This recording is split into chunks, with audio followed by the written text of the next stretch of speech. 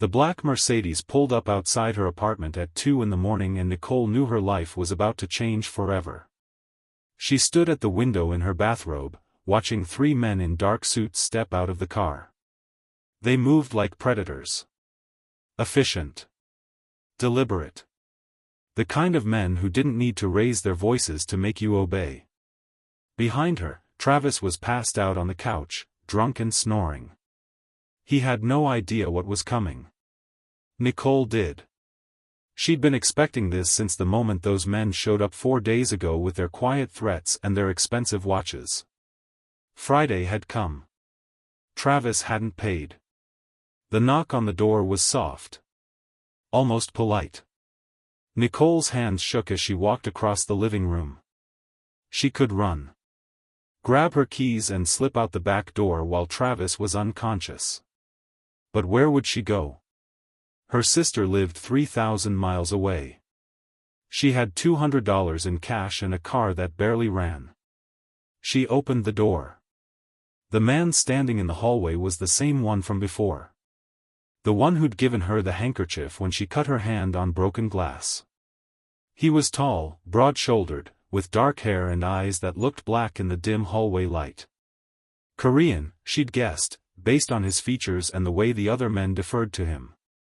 "Mrs. Walsh," he said quietly. "May we come in?" It wasn't really a question. Nicole stepped aside. The 3 men entered her apartment like they owned it. The tall one looked around, taking in the mess. Empty beer bottles on the coffee table. The dent in the wall from where Travis had thrown his phone last week. The atmosphere of barely controlled violence that clung to everything. His gaze landed on Travis, still snoring on the couch. Then it moved to Nicole. To the fresh bruise on her collarbone that her robe didn't quite hide. His jaw tightened. "Wake him up," he said to one of his men. The shorter man walked over and kicked the couch. Hard. Travis jerked awake, flailing, his eyes wild and unfocused. "What the?" He saw the men and went pale. "No. No, I told you I needed more time. I'm working on it. I have a plan."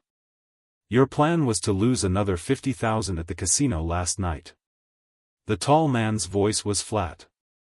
Cold. "I'm done waiting." He pulled a folded paper from his jacket pocket and tossed it onto the coffee table. Travis grabbed it with shaking hands. His face went from pale to gray as he read. "This is everything I own," Travis whispered. "The car. The furniture. Our bank accounts. This is everything. It comes to $63,000. The tall man walked slowly around the couch, his hands in his pockets. "You owe $2 million. That leaves you short $1,937,000. Where's the rest?" "I don't have it. I don't have it, please, I just need a little more time." "You've had 6 months." The man stopped directly in front of Travis. "Time's up. So here's what's going to happen. We take everything on that list. And then we take something else as collateral until you figure out how to pay the rest." Nicole's stomach dropped. She knew what was coming. She'd known since the moment she saw the car pull up. Travis looked up at the man, hope flickering in his bloodshot eyes. "What kind of collateral?" The man turned and pointed directly at Nicole. "Her." The word hung in the air like smoke. Nicole couldn't breathe. Couldn't move. Travis stared at her, then back at the man, his mouth opening and closing like a fish. "My wife? You want my wife as collateral?" "Not want. Taking." The man's voice didn't change. Didn't rise. That made it worse. "She comes with us tonight. You have 30 days to come up with the money. You pay your debt, you get her back. You don't pay, she stays." "Stays where? Doing what?" Nicole's voice cracked. She'd meant to sound strong but it came out terrified. The man looked at her. Something flickered in his expression. Not quite sympathy. More like recognition. That depends on your husband. Travis stood up, swaying slightly. Now hold on. You can't just take her. She's a person. She's not property. You made her property the moment you used her as leverage to get another loan last month. The man pulled out his phone and showed Travis the screen. You signed this document putting up your assets as collateral. Your assets include one spouse, Nicole Marie Walsh. You did this. Not me. Nicole felt the floor tilt. What? Travis wouldn't look at her. I had to. They were going to break my legs. I had to give them something. You sold me. Her voice was barely a whisper. You sold me to pay your gambling debts. I didn't sell you. It's just temporary. I'm going to get the money, I swear, and then you'll come home and everything will be fine. Nothing about this is fine. The words exploded out of her. 3 years of biting her tongue, of keeping quiet, of making herself small, shattered in an instant. You beat me. You steal from me. You gamble away everything we have. And now you've literally signed a paper giving me away like I'm a car. Travis's face went red. He took a step toward her, his hand raising.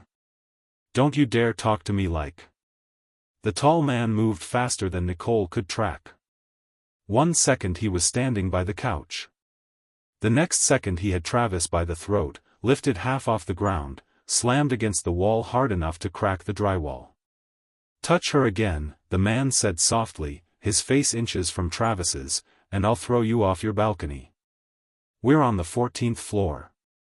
You won't survive the fall. He let go. Travis collapsed, gasping and clutching his throat. The man turned to Nicole. Up close, she could see details she'd missed before. A small scar through his left eyebrow. The way he held himself like violence was always just beneath the surface, controlled but ready. He couldn't have been much older than 35, but his eyes looked ancient. Get your things, he said. Whatever you can carry. You have 5 minutes.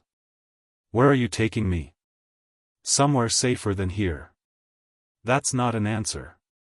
His mouth almost smiled. Almost. It's the only answer you're getting. 4 minutes now. Nicole looked at Travis, still crumpled against the wall. She waited for him to object. To fight for her. To do something that proved she mattered to him even a little bit. He looked away. She walked to the bedroom on numb legs. Pulled her old backpack from the closet. Threw in clothes, toiletries, the photograph of her parents. Her grandmother's necklace was around her neck. She touched it once, then zipped the bag. 3 years of marriage fit in a backpack with room to spare. When she came back to the living room, one of the other men was taking pictures of everything. The furniture. The TV. Making an inventory. Travis sat on the floor, his head in his hands, not looking at anything. The tall man gestured toward the door. Let's go. Wait. Travis's voice was small. Broken. Nicole. I'm sorry. I'll fix this. I promise. 30 days. I'll get the money and you'll come home. She looked at him. Really looked at him. At the man she'd married when she was 25 and stupid and thought love could fix anything. The man who'd spent 3 years teaching her that love didn't fix anything. It just gave you new ways to hurt. Don't bother, she said. She walked out of the apartment and didn't look back. The Mercedes was warm. Leather seats. The smell of expensive cologne. Nicole sat in the back, her backpack clutched to her chest, wedged between 2 of the men in suits. The tall one sat in the front passenger seat. Nobody spoke. The car glided through empty Boston streets, heading away from her neighborhood toward downtown. Toward the financial district where buildings touched the sky and people like Nicole didn't exist. "What's your name?" she asked quietly, talking to the back of his head. He glanced at her in the rearview mirror. "Jason." "Jason what?" "Just Jason." "Where are you taking me, just Jason?" One of the men beside her made a sound that might have been a laugh. Jason ignored it. "Somewhere you can sleep without worrying about getting hit. That's all you need to know right now." "And in the morning?" "In the morning, we'll talk about the rules." "Rules for what?" He turned in his seat to look at her directly. "Rules for living in my world. It's different from yours. Safer in some ways. More dangerous in others. You'll learn." The car pulled into an underground parking garage beneath a building that looked like it was made entirely of glass and steel. They took an elevator that required a key card. It went up. And up. And up. Nicole watched the numbers climb. 20 floors. 30. 40. They stopped at 52. The doors opened onto a private hallway. Just one door at the end.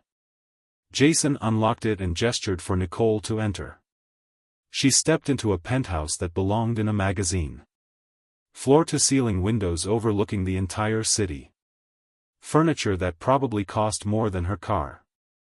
Art on the walls that looked real and old and priceless. Everything was clean. Minimalist. The kind of place where you were afraid to touch anything. "Guest room is down that hall," Jason said, pointing. "Second door on the left. Bathrooms attached. There's clothes in the closet that should fit well enough for tonight. We'll get you proper things tomorrow." Nicole stood in the middle of the enormous living room, clutching her backpack. "Whose clothes? Does it matter?" "It does if you have a wife or girlfriend who's going to walk in and find a strange woman wearing her things. I don't." He shrugged off his jacket and draped it over a chair. Underneath he wore a white dress shirt with the sleeves rolled up. She could see tattoos on his forearms. Korean characters she couldn't read. "I live alone. So it's just going to be me. And you. Alone in this apartment. That's a problem for you?" Every alarm bell in Nicole's head was ringing. Strange man. Isolated location. No witnesses. This was how women disappeared. But then she thought about Travis. About the bruises and the fear and the 3 years of disappearing slowly in her own apartment. At least here, if something bad was going to happen, it would be quick. "I don't have a choice, do I?" she said. "No." Jason walked to the kitchen and pulled out a bottle of water from the refrigerator. He set it on the counter and pushed it toward her. "But for what it's worth, I'm not going to hurt you. That's not what this is." "Then what is this?" He was quiet for a long moment. When he spoke, his voice was tired. Like he'd been having this conversation for years and was sick of it. "Your husband owes money to people I work for. Dangerous people who don't care about your sob story or your bruises. When Friday comes and Travis can't pay, they're going to take everything. Including you if they think you're worth something." Nicole's mouth went dry. "What do you mean, take me?" "I mean exactly what you think I mean." He picked up his own water and took a sip. "There are clubs in this city where young women work off their husbands' debts in ways you don't want to imagine. You're pretty enough. They'd make good money off you." She thought she might throw up.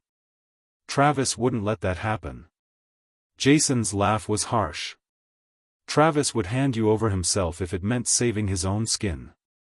You know that. You just don't want to admit it." She did know it. She'd known it for a long time. "Why are you telling me this?" Her voice cracked. "Why do you care?" "I don't care." His face was stone. "Not about you. Not about Travis. I care about my employer's money and making sure the rules are followed." But there's a situation developing that you should know about. He pulled out his phone and slid it across the counter. On the screen was a photo of Travis. Taken today based on his clothes. He was standing outside a pawn shop in a neighborhood Nicole didn't recognize, handing over what looked like jewelry. Her jewelry. Her hands curled into fists. That bastard. He's been selling your things all day, Jason said. The earrings. The bracelet. Your grandmother's ring. Everything except the necklace you're wearing. He got about $8,000 for it. Spent half of that at a casino 2 hours ago. Lost it all. The room tilted. She gripped the edge of the counter. I'm going to kill him. No, you're not. Jason took his phone back. You're going to listen to what I'm about to tell you. And then you're going to make a choice. She looked up at him. At this stranger who'd somehow become the only person in the world telling her the truth. I'm listening. Your husband has 30 days to come up with nearly $2 million. He's not going to do it.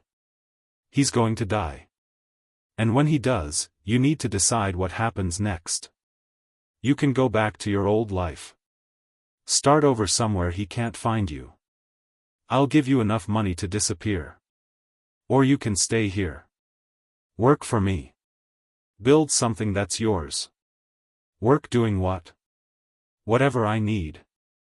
You were studying to be an accountant before you dropped out. Top of your class.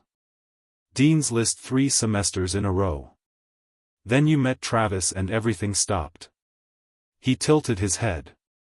I need someone smart. Someone who can keep their mouth shut. Someone who's got nothing to lose. Nicole's chest tightened. How do you know all that about me? I know everything about you, Nicole. I know you grew up in Vermont. I know your parents died in a car accident when you were 19. I know you have one sister who thinks you're happy in your marriage because you lie every time you talk to her. I know you hide money in a tampon box and invented a fake book club so you could cry in your car once a week. Tears burned her eyes. Hearing her life summed up like that, laid out like evidence in a trial, made something crack open in her chest. What do you want from me? I want you to survive, he said simply. Travis is going to die. That's not a threat. That's a fact. When he does, you're going to be free. The question is what you do with that freedom. And if I say no to working for you? Jason's expression didn't change. Then you take the money and disappear. Either way, you're not going back to that apartment. You're not going back to him. That part of your life is over. She wanted to argue. Wanted to say he was wrong. But every word he said was true and they both knew it. Why me? She asked. You could hire anyone. Why offer this to me? Because I had a sister once. His voice went quiet. Almost too quiet to hear. And her husband used to beat her too. And I told her to leave. I told her I'd help. But she said she loved him. She said he'd change. He looked away. 2 months later, I buried her.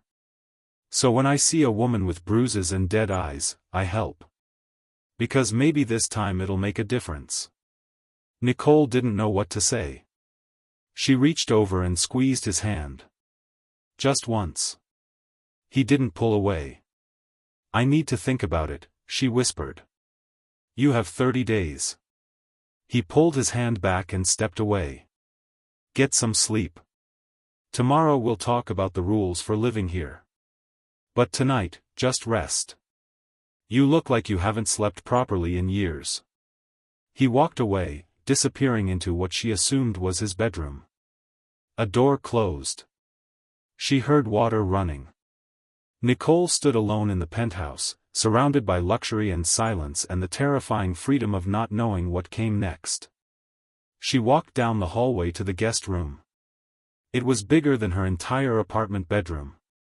The bed was massive, covered in soft gray sheets that probably had a thread count in the thousands. The closet held clothes in her size. Jeans. Sweaters. Even pajamas with the tags still on. She locked the door. Then she checked it twice. Then she pushed a chair under the handle. Only then did she let herself sit on the edge of the bed. Only then did she let the tears come. Not sad tears. Not scared tears. Something else entirely. Relief. She was out. She'd gotten out. Maybe not the way she'd imagined. Maybe not free. But out of that apartment. Away from Travis. Away from the fear that tonight would be the night he went too far. Nicole lay back on the expensive sheets and stared at the ceiling. Somewhere 52 floors below, the city moved and breathed. Cars honked. People lived their normal lives. And she was here, suspended in the sky, waiting to find out what happened to women who got taken by men like Jason. She should have been terrified. Maybe she was. But underneath the fear was something else. Something she hadn't felt in so long she'd forgotten the shape of it. Hope. The sun was already up when Nicole finally opened her eyes. She'd actually slept 7 hours straight without waking up to check if Travis was coming home drunk and angry. 7 hours without listening for footsteps or bracing for the door to slam. There was a soft knock. "I'm making breakfast," Jason's voice came through the door. "You should eat." Nicole showered in a bathroom that had better water pressure than anything she'd experienced in her life. She put on the jeans and sweater from the closet. They fit perfectly. She tried not to think about how Jason had known her exact size.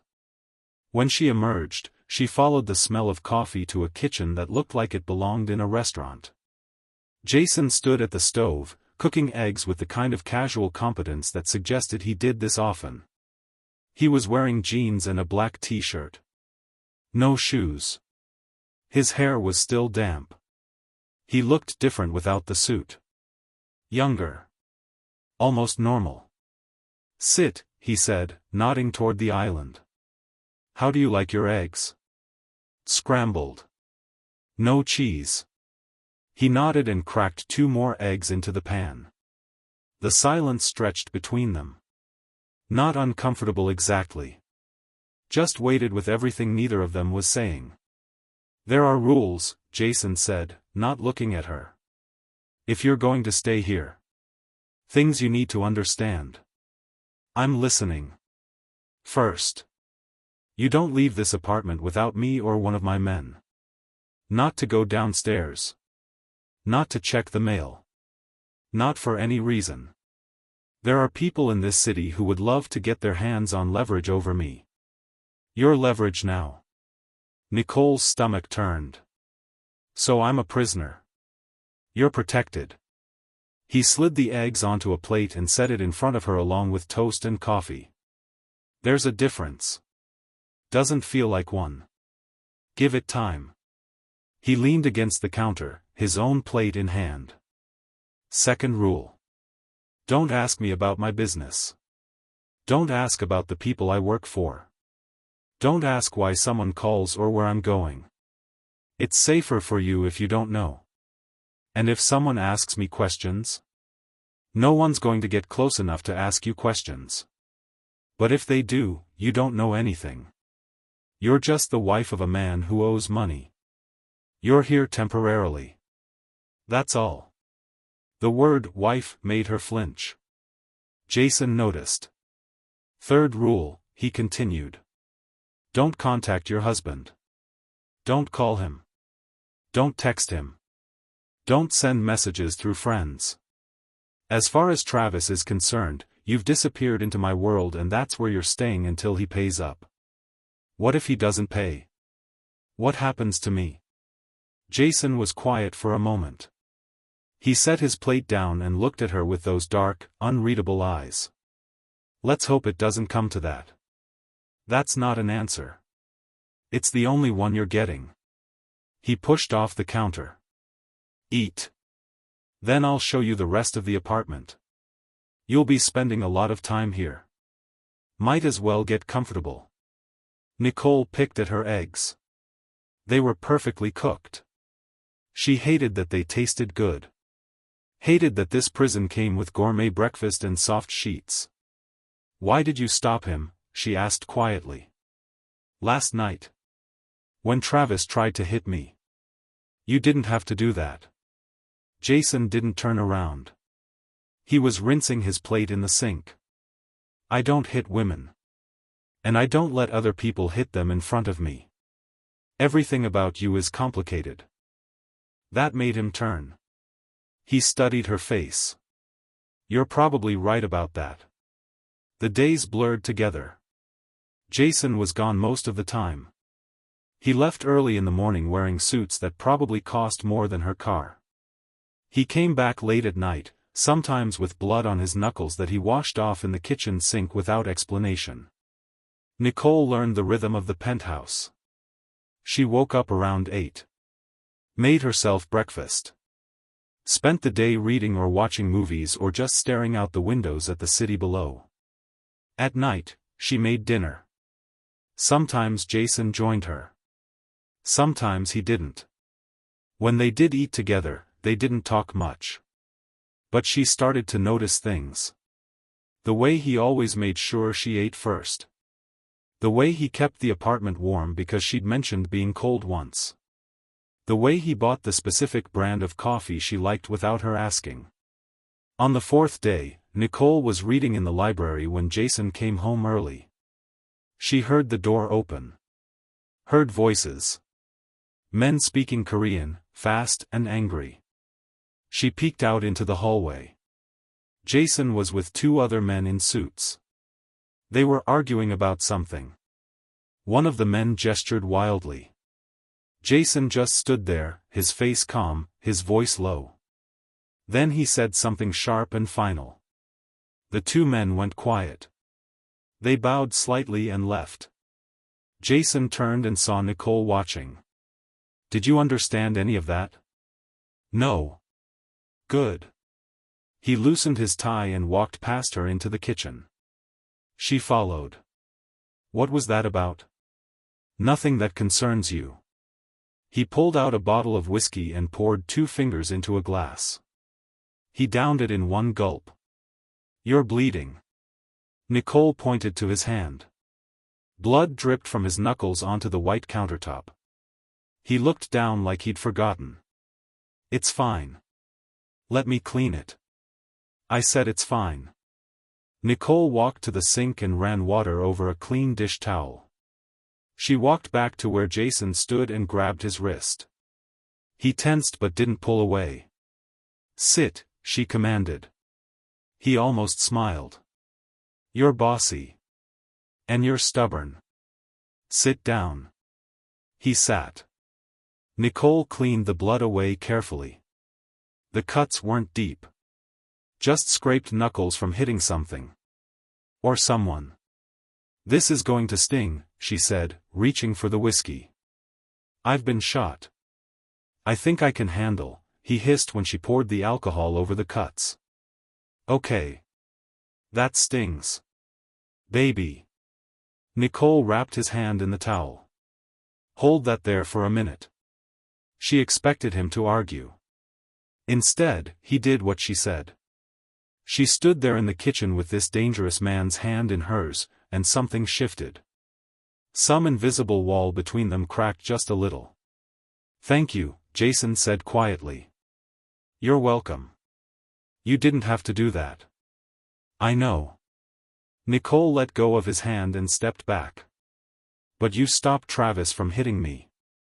I figured I owed you. You don't owe me anything.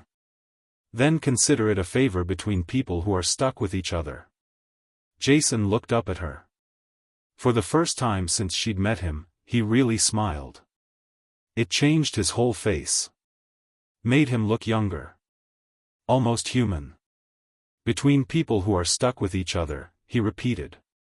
I like that. The moment stretched. Then Jason's phone buzzed. He pulled it out, read the screen, and his smile disappeared. His whole body went rigid. What's wrong? Your husband. Jason stood up, his face hard again. He just did something very stupid. He grabbed his jacket and headed for the door. Nicole followed him. What did he do? He tried to run. Jason called the elevator. He emptied what was left of your joint bank account and bought a plane ticket to Mexico. Airport security caught him 20 minutes ago. Nicole's stomach dropped. What does that mean? The elevator doors opened. Jason stepped inside and turned to face her. It means the deal is off. He tried to run instead of paying. My bosses want their pound of flesh. Are they going to kill him? Jason's expression was unreadable. That's not my call. But you could stop it. Why would I do that? Because he's... Nicole trailed off. Because he's what? Her husband? The man who beat her and sold her? Because I'm asking you to.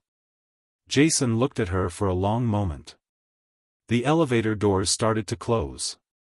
He put his hand out to stop them. Why do you care what happens to him? I don't. The truth of it surprised her. But if they kill him, I'll never be free. I'll always be the collateral for a dead man's debt. Would that be so terrible? Staying here? The question hung in the air between them. Nicole didn't have an answer. I'll see what I can do, Jason said finally. But I'm not making any promises. He broke the rules. There are consequences for that. The elevator doors closed. Nicole stood alone in the penthouse and tried to figure out why her heart was racing. Why the thought of being stuck here forever with Jason didn't fill her with the terror it should have. Jason came back 6 hours later. It was almost midnight. Nicole was still awake, curled up on the couch, pretending to read. She heard the elevator. Heard footsteps. Jason appeared and he looked exhausted. His tie was gone. His shirt was untucked. There was blood on his sleeve that definitely wasn't his this time. Is he dead? Nicole asked. No.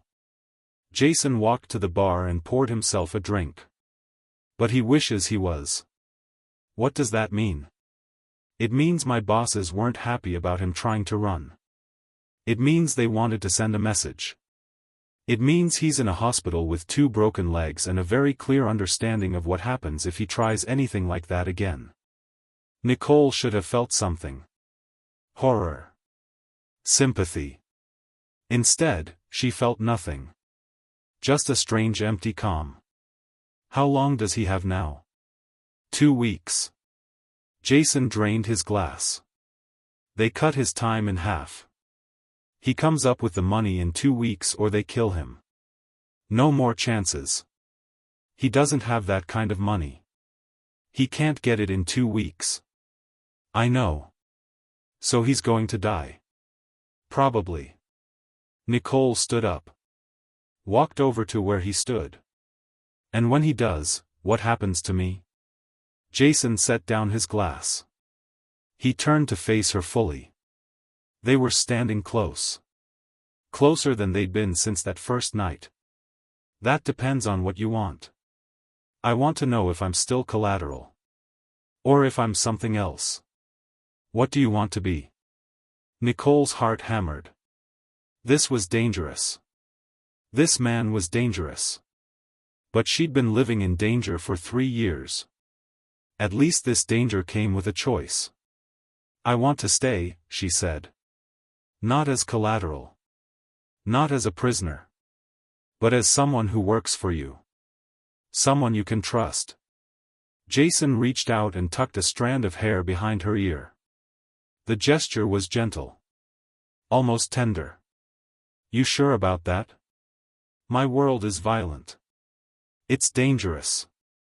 People die. People die in my world too. At least in yours, I'd have a purpose. He studied her face. You have 2 weeks to change your mind. I won't. We'll see. If you think Nicole deserves better than a husband who gambles away her life, hit that like button. The next 2 weeks are going to test everything she thought she knew about survival, loyalty, and the difference between being owned and choosing to belong. The 2 weeks passed faster than Nicole expected. She fell into a routine with Jason. Breakfast together. He'd leave for work. She'd spend the day reading or teaching herself to cook complicated meals from the expensive ingredients he kept stocked. He'd come home for dinner. They'd talk. Real talk. Not small talk. Jason told her about growing up in Seoul. About his parents who owned a restaurant and wanted him to take it over. About the choices he made that led him here. Nicole told him about Vermont. About losing her parents. About meeting Travis and thinking love would be enough.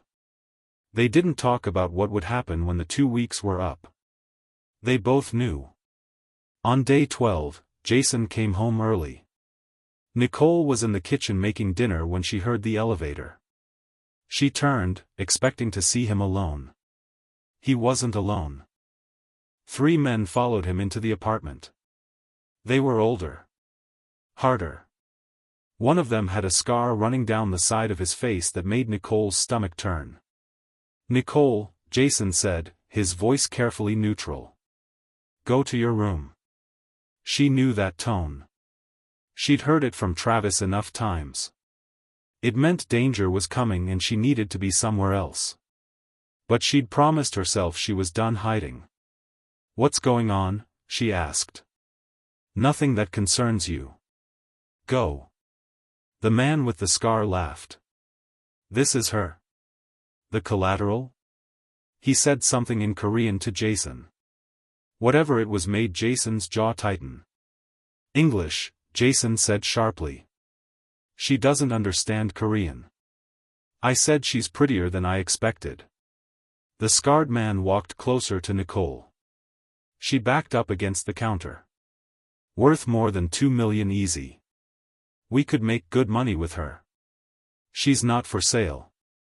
Everything's for sale. You know that." The man reached out like he was going to touch Nicole's face. Jason moved. 1 second he was across the room. The next he had the man's wrist in his hand, twisted at an angle that made the man grunt in pain. "I said she's not for sale." Jason's voice was ice. "She's under my protection. That means nobody touches her. Nobody talks to her. Nobody even looks at her wrong. Are we clear?" The scarred man yanked his wrist back, rubbing it. "You're getting soft, Jason. Catching feelings for the merchandise." "Say that again," Jason said quietly. "See what happens." The tension in the room was suffocating. Nicole pressed herself against the counter, her heart pounding. The other 2 men shifted, hands moving toward their jackets. Toward weapons. Then one of them said something in Korean. Short. Sharp. The scarred man looked at Jason for a long moment, then nodded. "We came to discuss the husband's debt," he said. "Not to fight with you. But you need to understand something. In 2 days, the deadline's up. If he doesn't pay, we're taking what's owed. One way or another." "I understand. Do you? Because it seems like you've forgotten who you work for." The scarred man looked at Nicole again. "The girl stays with us when it's done. Those are the orders from upstairs. You don't get to keep her."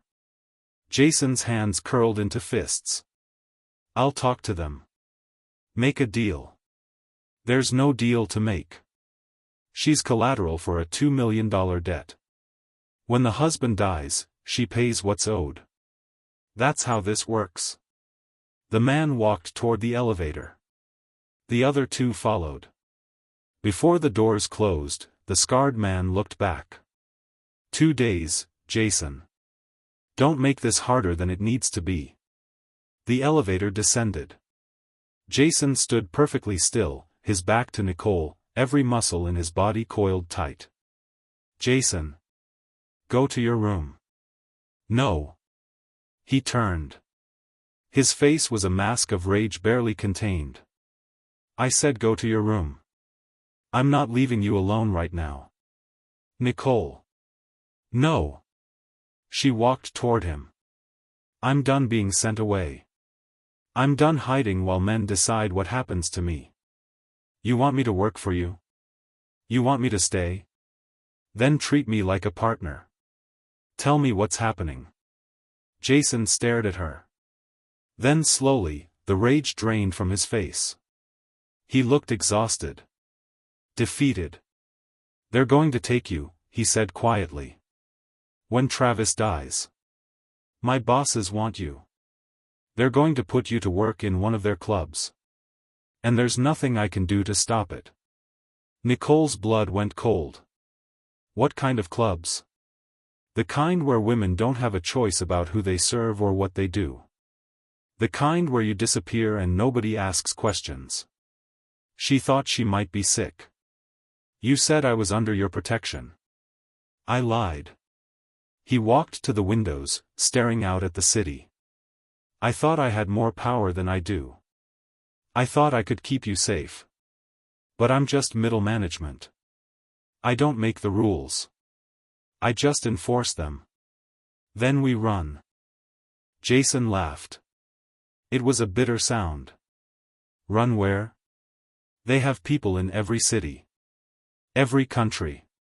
You can't run from an organization like this. They'll find you.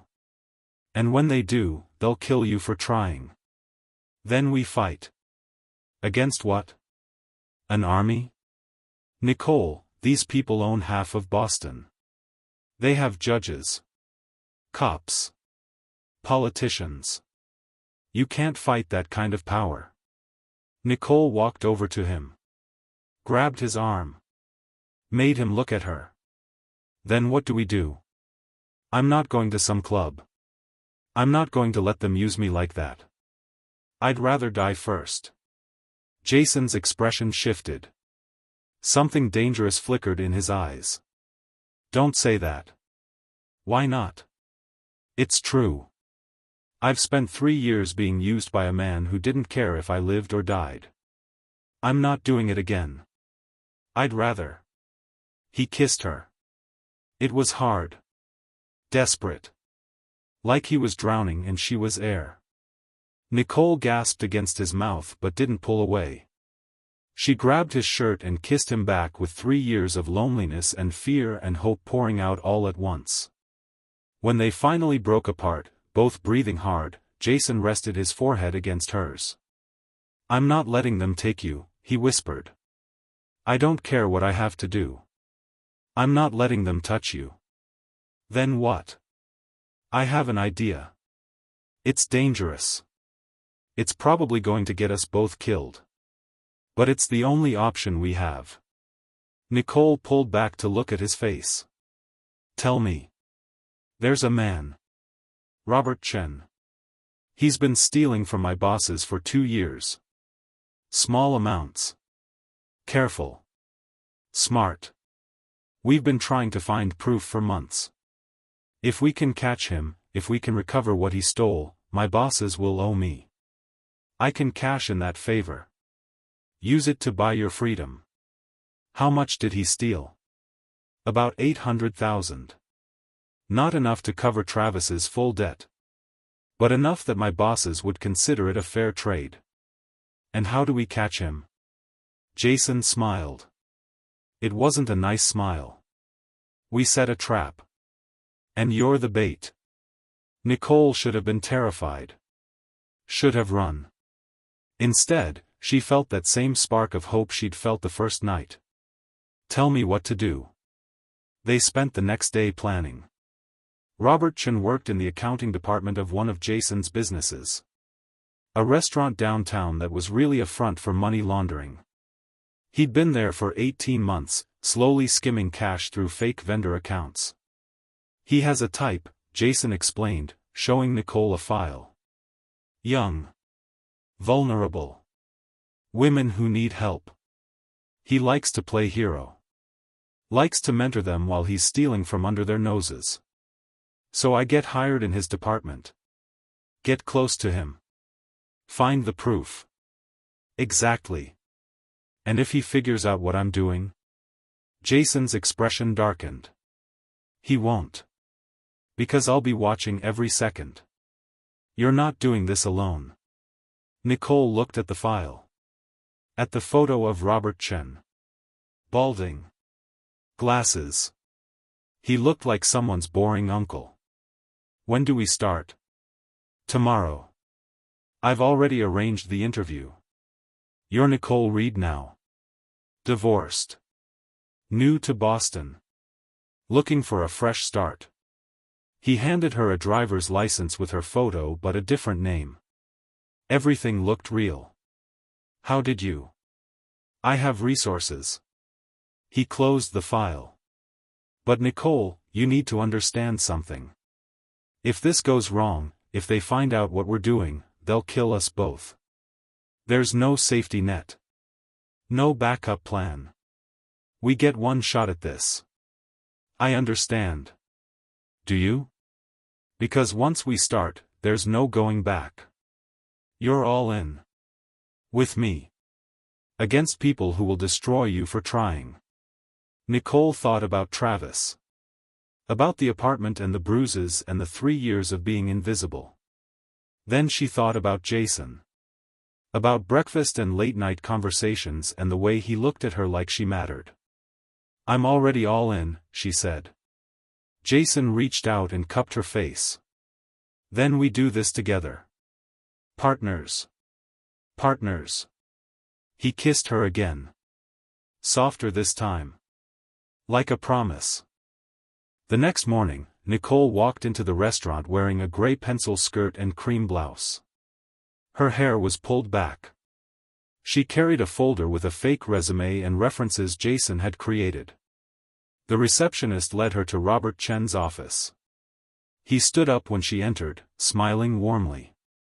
Ms. Reed. Please, sit down. Can I get you coffee? Water?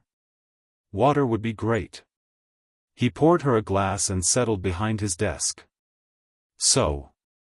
You're looking to get back into accounting after a bit of a break. Tell me about that. This was it. The lie that had to sound like truth. I was married, Nicole said, letting her voice shake just a little. My ex-husband didn't want me to work. He said it made him look bad. So I stopped. Stopped everything really. The marriage fell apart. I moved to Boston to start over. Robert's expression softened exactly like Jason said it would. Starting over is hard. But you're here. That takes courage. The interview lasted 30 minutes. Robert asked about her experience. Looked at her transcripts that Jason had somehow obtained. By the end, he was smiling. The job is yours if you want it. When can you start? Tomorrow? Perfect. Welcome to the team, Nicole. She left the restaurant and walked 3 blocks before pulling out her phone. Jason answered on the first ring. How did it go? I'm in. She could hear the relief in his voice. Good. Phase 1 complete. Now comes the hard part. The hard part was gaining Robert's trust. Nicole spent the first week learning the computer systems. Processing invoices. Reconciling accounts. Normal work that felt surreal given what was really happening. Robert checked on her constantly. Brought her coffee. Made sure she was settling in. By the end of the first week, he invited her to lunch. They went to a small cafe 2 blocks away. Robert ordered for both of them, which made Nicole's skin crawl, but she smiled and thanked him. You're doing great work, he said. Better than the last person we hired. Thank you. I know starting over is scary. After a divorce especially. But you're not alone. If you need anything, you can come to me. His hand brushed hers across the table. Nicole forced herself not to pull away. That means a lot, she said. That night, she came home to the penthouse shaking. Jason took one look at her face and pulled her into his arms. "Tell me." He touched my hand. It was nothing. Just a touch. But it made me feel dirty. "You don't have to do this. We can find another way." "There is no other way." Nicole pulled back. "We have 5 days left. Travis is going to die. If we don't have proof against Robert by then, I'm gone. So I'm doing this." Jason kissed her forehead. "You're the bravest person I've ever met. Or the stupidest. Maybe both." Subscribe if you believe some women have to become warriors to survive. Nicole's about to discover that the difference between victim and victor is just one choice, made over and over, until you become someone even you don't recognize. The second week was harder. Robert invited Nicole to dinner. Just the two of them. She wanted to refuse, but Jason said it was necessary. They needed Robert to trust her completely. So she went. Robert took her to an expensive restaurant. Ordered wine. Talked about his ex-wife and how she'd taken everything in the divorce. Nicole nodded and made sympathetic sounds while mentally cataloging everything he said. "You understand what it's like," Robert said, his hand covering hers. "To be betrayed by someone you trusted. To lose everything." "I do. That's why I knew I could trust you. We're the same, Nicole. Survivors." Her stomach turned but she smiled. Survivors. After dinner, Robert walked her to her car. Before she could get in, he caught her hand. "I know this might be inappropriate, given that we work together. But I really like you, Nicole. I'd like to see you again. Outside of work." Every instinct screamed to say no. But she thought about Jason. About the plan. About the 5 days they had left. "I'd like that too," she lied. Robert smiled. Leaned in. For one horrible second, Nicole thought he was going to kiss her. But he just squeezed her hand and stepped back. "I'll call you tomorrow." Nicole drove back to the penthouse barely able to breathe. When she got there, Jason was pacing the living room like a caged animal. "Where were you? You said dinner would be 2 hours. It's been 4. He took his time. I couldn't exactly rush him without raising suspicion. "Did he touch you?" "He held my hand. That's all." Jason's jaw clenched. "That's all?" "Yes." "Jason, I'm fine. I can handle this." "I don't want you to have to handle this. I don't want his hands anywhere near you. Then help me find the proof so we can end this." They spent the night going through files Nicole had copied from the office computer. Bank statements. Invoices. Wire transfers. It all looked legitimate on the surface. But Jason had taught her what to look for. Patterns. Inconsistencies. At 2 in the morning, she found it. "Jason. Look at this." He came over to where she sat at the dining table, laptop open. She pointed to a series of invoices from a vendor called Summit Solutions. "This company has been paid almost $20,000 a month for the last 18 months. But I can't find any record of what they're providing. No contracts. No delivery receipts. Nothing." Jason pulled up another screen. Ran the company name through a database. His expression darkened. Summit Solutions doesn't exist. The address listed is a UPS store. The bank account. He clicked through several screens. The bank account is registered to Robert Chen. He's been paying himself through a fake company. For almost $500,000 over 18 months. This is it, Nicole. This is the proof we need. They looked at each other. Relief and fear mixed together. What do we do now? Now we make copies of everything. We present it to my bosses. And we pray they consider it a fair trade for your freedom. And if they don't? Jason reached over and took her hand. Then we run anyway. And we keep running until they stop chasing us or we're dead. Nicole squeezed his hand. I'm not afraid anymore. You should be. I'm terrified. Then we'll be terrified together. The next morning, Jason went to meet with his bosses. Nicole stayed in the penthouse, pacing, unable to sit still. Every minute felt like an hour. Every hour felt like a lifetime. Her phone rang. Her old phone. The one she'd left at the apartment. She almost didn't answer. But the caller ID said Amanda. Mandy? Nicole. Oh God, Nicole. Her sister was crying. I just heard about Travis. The hospital called me because I'm listed as your emergency contact. They said he's been in an accident. That his legs are broken. What happened? Where are you? Nicole's throat closed up. I'm safe. I'm okay. I left him, Mandy. Weeks ago. Why didn't you tell me? I would have helped you. I know. I'm sorry. It's complicated. The hospital said he's asking for you. He says he needs to talk to you. Says it's urgent. Nicole's stomach dropped. Travis was supposed to die tomorrow. Why was he asking for her now? I can't go see him. Nicole, he's hurt. Really hurt. And he sounds scared. What's going on? I have to go. I'll call you back. She hung up before Amanda could argue. Then she called Jason.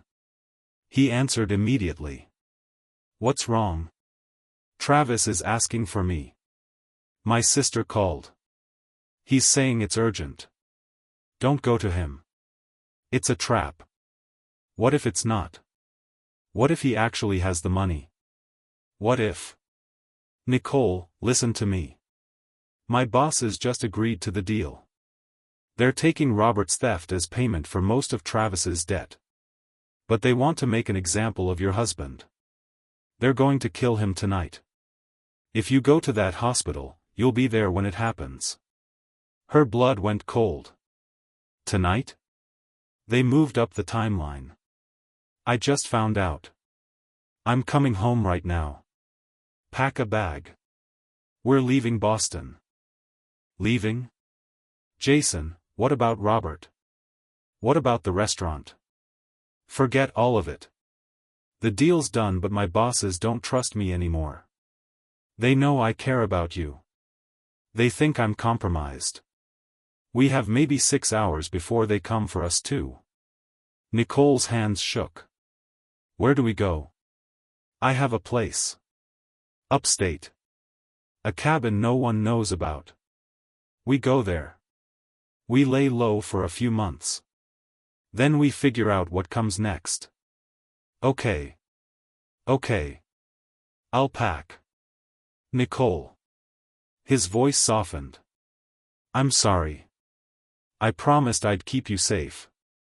I'm sorry it came to this. You did keep me safe. You're still keeping me safe.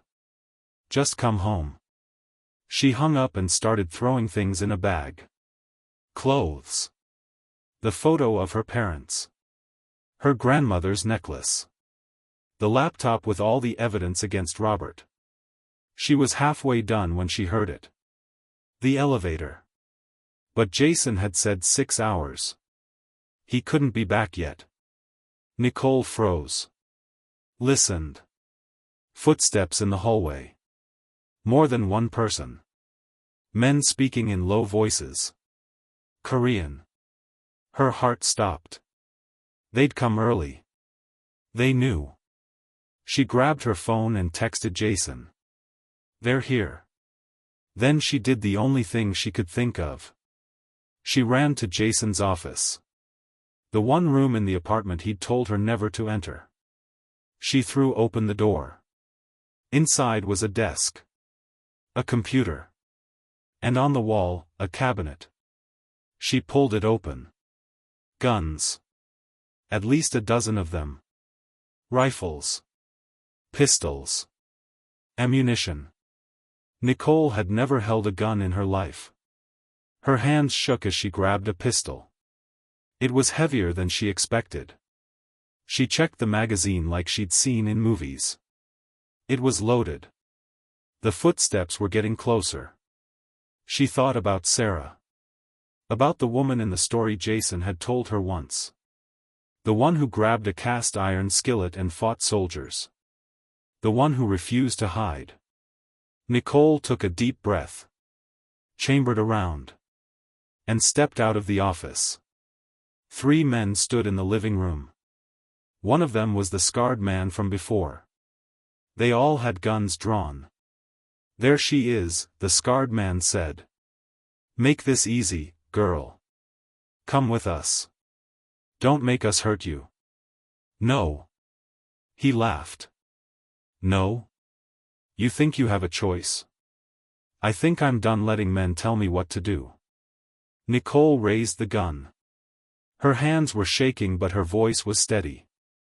"Get out." The men looked at each other.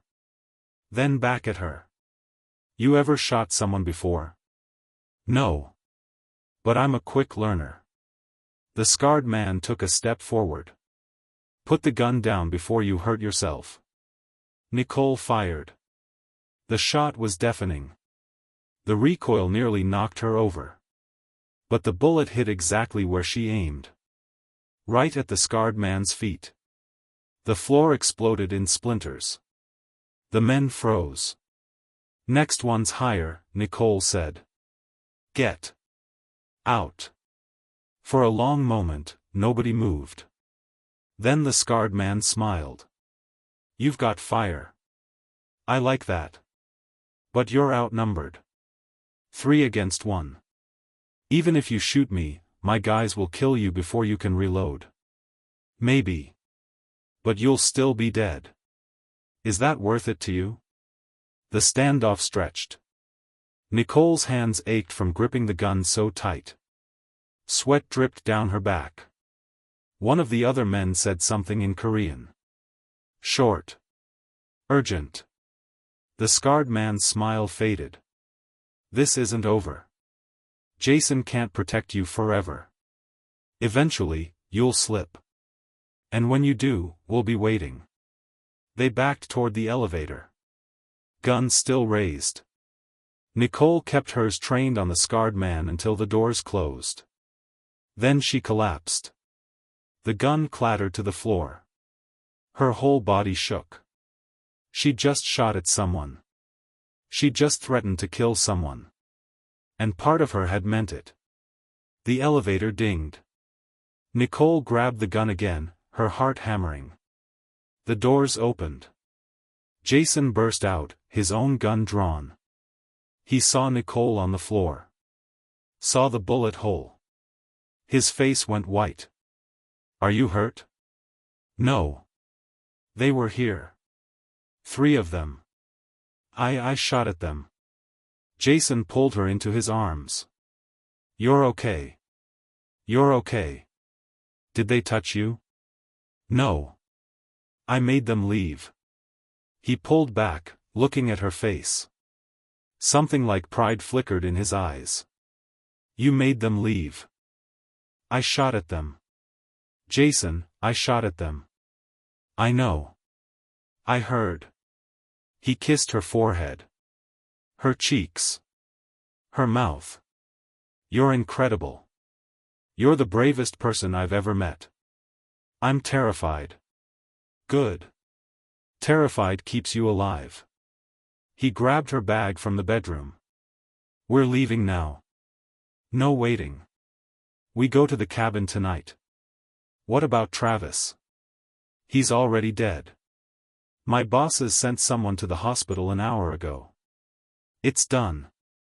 Nicole waited for grief. For guilt. But all she felt was numb relief. It was over. He was gone. She was free. Then let's go. They took Jason's car. A black SUV with tinted windows. They drove north out of the city as the sun set behind them. Nicole watched Boston disappear in the side mirror and felt nothing but relief. Where are we going exactly? New Hampshire. A cabin in the woods. I bought it years ago under a fake name. Paid cash. No paper trail. We can hide there as long as we need to. And then? Then we figure out how to disappear for real. New names. New city. Maybe new country. He glanced at her. You ready to leave everything behind? I already did. Weeks ago. The night you took me from that apartment. Jason reached over and took her hand. I'm sorry it came to this. I wanted to give you a normal life. A safe life. I don't want normal. Normal was being beaten every night and pretending everything was fine. I want this. I want you. I want whatever comes next as long as we're together. Even if it means running for the rest of our lives. Even then. They drove in silence for a while. Then Jason said, "Thank you." For what? For not hiding. For fighting. For being brave when I needed you to be. He squeezed her hand. Most people would have frozen. Would have let those men take them. But you didn't. You stood your ground. I learned from the best. Who? You. You took me from a bad situation and showed me I was worth more than being someone's punching bag. You taught me I could fight back. Jason's eyes were suspiciously bright. You did that yourself. I just gave you the opportunity. They reached the cabin 3 hours later. It was small. Rustic. Surrounded by trees that blocked out the moonlight. Jason parked behind the structure where the car couldn't be seen from the road. Inside, the cabin was simple but clean. One room with a bed. A small kitchen. A fireplace. Jason started a fire while Nicole explored. How long do we stay here? A few weeks at least.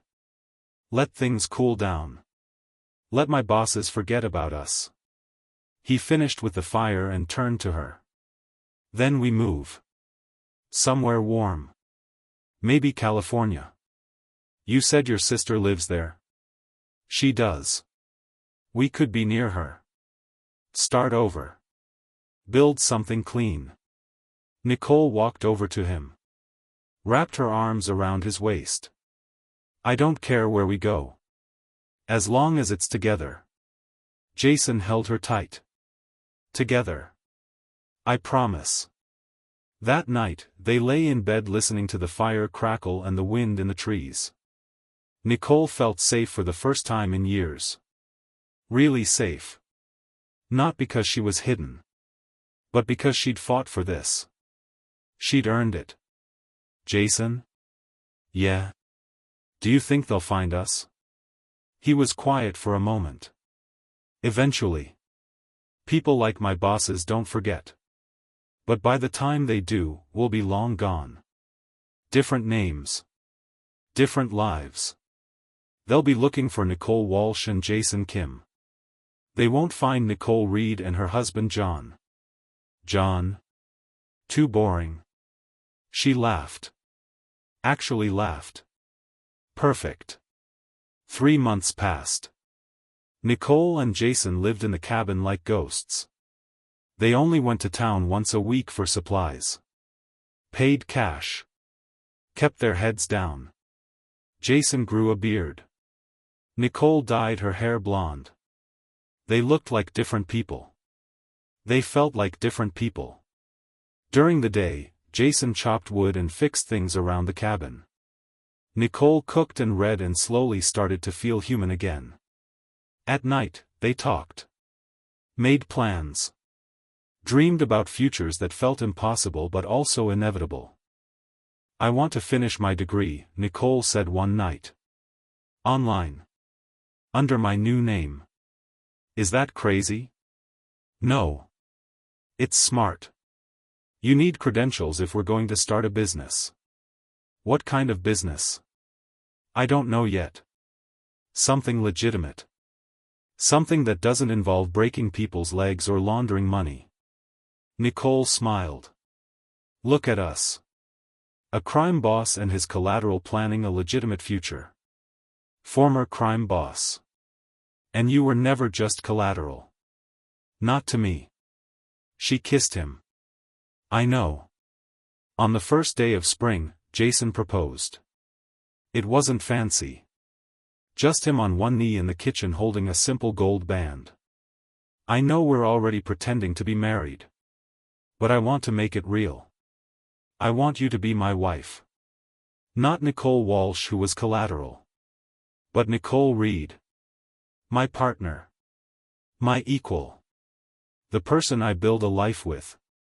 Nicole was crying. Yes. Yes, of course yes. They got married at a courthouse in a small town 50 miles away. Just the two of them and a judge who didn't ask questions. Nicole wore a simple white dress Jason had bought from a thrift store. He wore a suit that had seen better days. It was perfect. After the ceremony, they drove to California. Found a small apartment near Amanda's house. Jason got a job as a line cook at a restaurant. Nicole enrolled in online classes. Slowly, carefully, they built a life that was theirs. A year later, Nicole graduated with honors. Jason had saved enough to put a down payment on a small restaurant of his own. They named it Reed's Kitchen. On opening night, Amanda came with her husband and kids. She hugged Nicole so tight it hurt. I'm so proud of you, Amanda whispered. Look at you. You're happy. Nicole was happy. For the first time in her entire adult life, she was happy. That night, after everyone left and the restaurant was clean, Jason and Nicole sat at the bar drinking wine and looking at the empty dining room. We did it, Nicole said. We actually did it. We built something real. You built it. I just helped. We built it together. She turned to face him. Do you ever regret it? Leaving your old life? Running? Jason thought about it. Then shook his head. Not for a second. That life was killing me slowly. This? He gestured around the restaurant. This is living. What about your bosses? Do you think they're still looking? Probably. But we're not the people they're looking for anymore. Nicole Walsh is dead. Jason Kim is dead.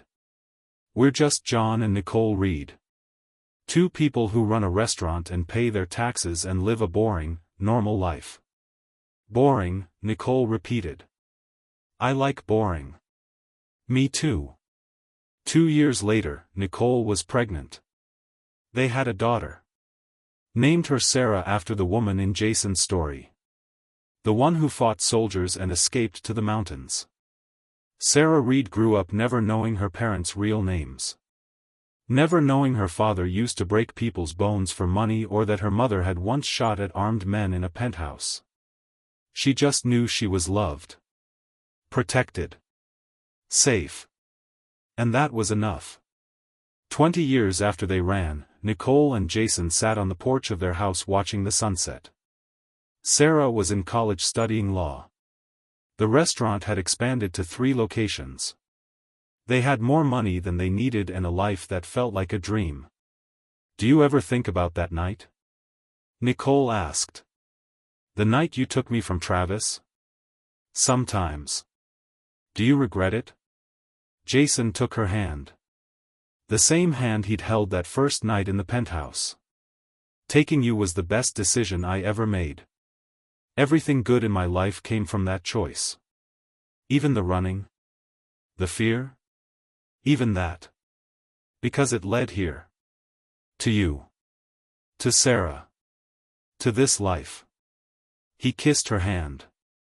I'd do it all again in a heartbeat. Nicole leaned against his shoulder. Me too. They sat in comfortable silence, watching the sun disappear behind the mountains. Two people who'd been taken by circumstances and chose to take back their lives. Two people who'd been collateral and became partners. Two people who'd been prisoners and became free. And somewhere in Boston, in a file cabinet in a building that no longer existed, was a photograph of a woman named Nicole Walsh and a man named Jason Kim. But those people were ghosts now. Memories.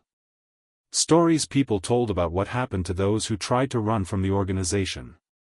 The truth was simpler. And more beautiful. They didn't run from anything. They ran towards something better. And they made it. Together. If this story moved you, if you believe everyone deserves a second chance and the courage to fight for their own freedom, leave a like. Nicole started as collateral in a debt she didn't owe. She ended as a warrior who took back everything that was stolen. And that's the best revenge of all, not destruction, but building something beautiful from the ashes.